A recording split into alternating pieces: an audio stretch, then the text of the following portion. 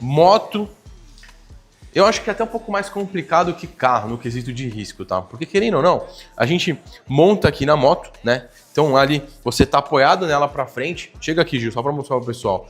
E esse apoio aqui, quando você usa para pilotar moto, seja com uma jaqueta de proteção, ela arrisca tudo aqui, as pernas aqui. Então, no caso de riscos, a moto tem, eu acredito que a moto tem mais essa propensão a arriscar mais, principalmente nessa região aqui do posto quando você está pilotando aqui a moto, certo?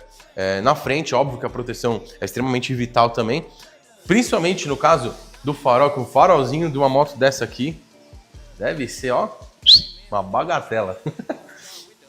E também aqui na bolha, né? A gente vai proteger também full PPF, tudo. Como a gente consegue colocar também na bengala, aqui na lentezinha do farol de milha, tudo. Essa moto vai receber a proteção completa PPF, tá?